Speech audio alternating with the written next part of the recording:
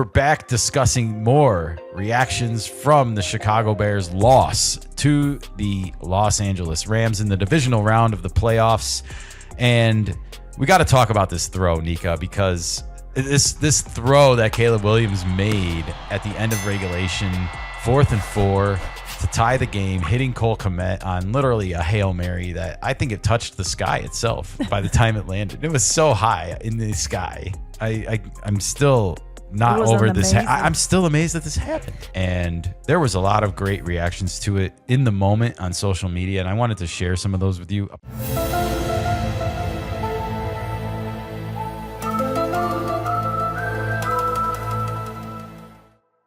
Ben Devine says, play of the year. Caleb Williams is more than special. He's one of one. We saw a lot of sentiment last night that Caleb Williams is a one of one player. He's a Bitcoin, I guess, if you will, right? He's a diamond. Sure. Not used to that around these parts here in Chicago, having our quarterback talked about that way. Here's Herb Lawrence, of course, saying Caleb Saquon Williams to Cole Kmet. Whenever a player does anything truly special, Herb Lawrence likes to use their full name. So if you see the Caleb Saquon Williams, you already know he did something miraculous. I see. Okay. Take two. I had to get 2 screenshots because of Kmet sealing that catch. Here's just another year, Chicago Bears. Our guy Nick, you can't tell me another QB in the league can make this throw. Caleb Williams truly is special. I agree. Here's a Skycam view again, but this is John Franchella saying, Skycam view of Caleb Williams' play of the century. You want to know how impossible this was, Nika? He completed this pass 26.5 yards behind the line of scrimmage.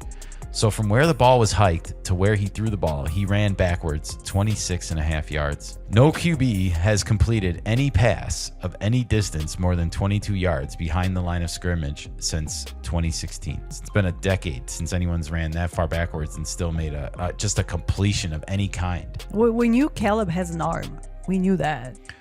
We do. One of the better reactions was just Pro Football Talk, and I have a sneaking suspicion that Mike Florio himself runs this account. It just says, quote, holy period shit, period. That's it.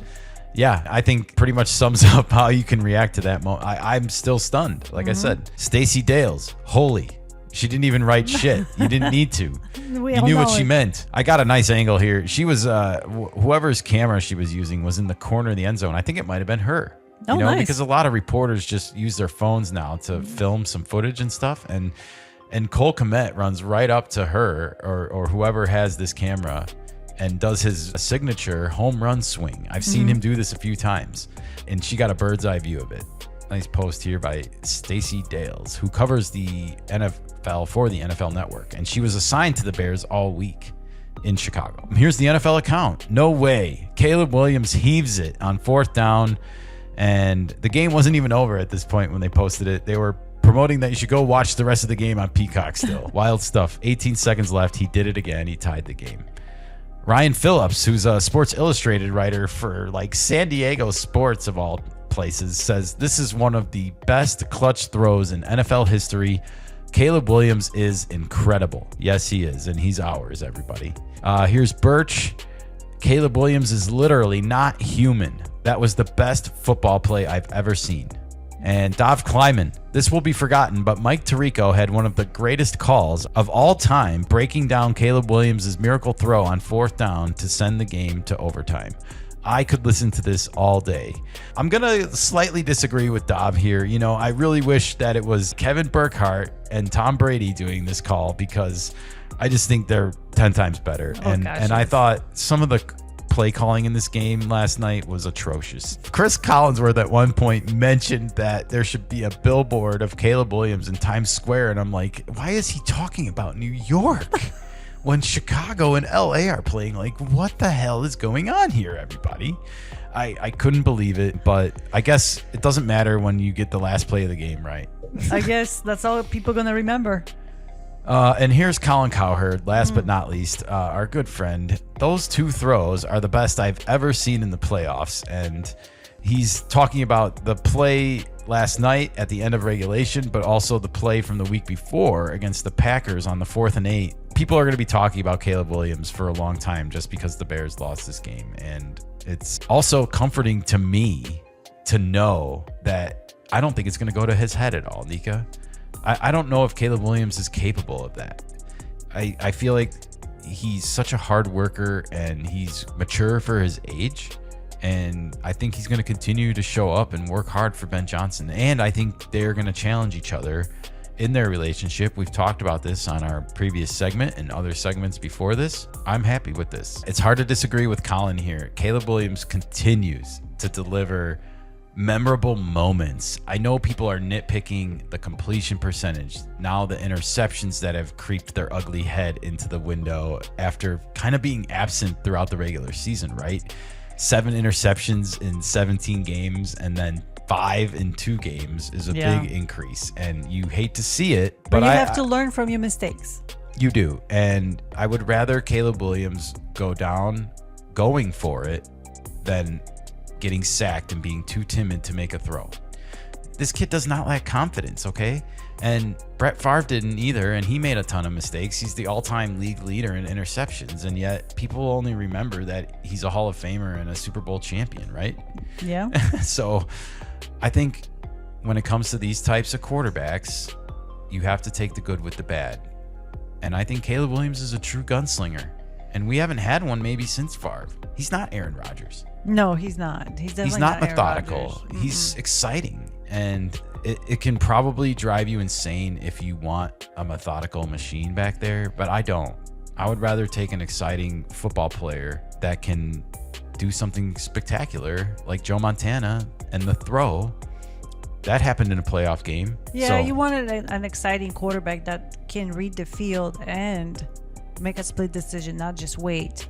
Look at that run that he had last night. Even it was like a 35-yard run in the fourth quarter, and they were like, "Oh, finally!" You know, it's like, yeah, I was kind of in agreement at that point. Like I was wanting Caleb to use his legs more last night, but nevertheless, he did use them when they needed him the most, and got him that first down. And also remember, he rolled his ankle last week. So, running might not have been the option that he wanted to go with all the time. And he's shaking his finger out there.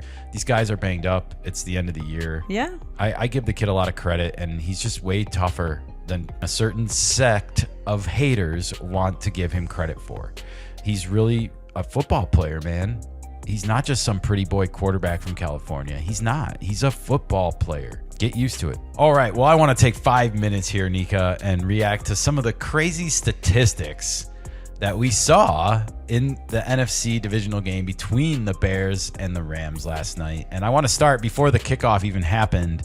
Sean McVay coached against his 15th different opponent in the playoffs last night against the Bears. And for a guy that's not even 40 yet, and that's crazy. It's also hilarious how many non-repeats he's had. It's just nuts. That's all. You don't see that a lot in football. I feel like you get a few years where teams are good and they wind up having to play each other in the playoffs, and yet it hasn't happened here.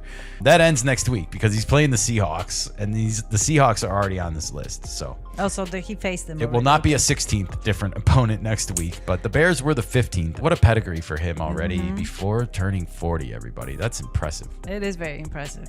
We talked about Matthew Stafford and Caleb Williams being 15 years apart. Wow, the 15 as number one overall draft picks. We talked about that ahead of this game, but I didn't know this. Matthew Stafford now is 4-1 in his playoff career against former number 1 overall picks. Oh, really? Yeah. So that's interesting. He's got bragging rights, everybody. No yeah, as far as number 1 picks go. I didn't even really realize that, recognize that there's this whole number 1s against number 1s that they keep track of, like it hadn't dawned on me. And somebody was thinking over at NFL Plus. So thank you for sharing that. That's a fun statistic. Well, you might as well pile it on for the Rams because Sean McVay, he gets his 10th postseason win before turning 40 years old. He's in exclusive company there. No other coach has done that in the history of this game. And it really speaks to the true changing of the guard that we're witnessing in the NFL right now. It's good to go young, everybody, in the coaching department. We see it more and more. More and more and more. It really makes me worried for Declan Doyle, everybody, the Bears offensive coordinator. At just 29 years old, I had kind of pegged him in this role for a good few years because he had no experience. I really know, but before 29 this. might be a little too young. It still is, but it just makes me nervous as teams go younger and younger that they will look to him more and more. And because he's from Ben Johnson, we talked about it with the Chiefs already coming and knocking for Eric Bieniemy, who is the Bears' current running backs coach, and they're looking at bringing him back to be offensive coordinator. And, Matt Nagy's getting interviewed for head coaching jobs, and the Chiefs are probably not going to bring him back anyway, it sounds like. Yeah. So I think he's going to the Chiefs, Eric Bieniemy, and you're going to see more and more of that because the NFL is a league of parity. People are going to want to know what the hell is going on inside Ben Johnson's room. Of course. And they want to copy it. And he's now the top of a family tree of his own, in a sense, I think you can say, because as much as I think he gets some of his ways from Dan Campbell, I think in a lot of other ways he's his own independent man. Sure. And he was a part of the reason why the Lions had an edge about them offensively last year. Anyways, Sean McVay, his 10th postseason win before the age of 40. Impressive. You're going to see more and more of it. Get used to it. And one last coaching statistic to speak of while we're talking about Sean McVay and Ben Johnson. 2 of 3 head coaches all time to take over a team ranked last in total offense the year before and lead them to the playoffs in their first season as the head coach. That is Sean McVay and Ben Johnson, everybody. If 2 anything, of the best right now in the business when it comes to that. If anything happens next season, I would follow the roadmap of the Rams and how they overcome their deficits and problems and look at the Bears taking a page out of that organization. Yeah, I 100% agree with you. I think it's a league of parity, as I just said, and we know where the Bears are deficient right now. They need offensive reps still. They need to expand the goal line playbook, but they need a defense. They need a defensive pass rush, everybody. And they need to not rely on blitzing like they did last night to get pressure. Even though I know it worked for a good majority of the game last night, the game situation itself helped them with the weather. Yes.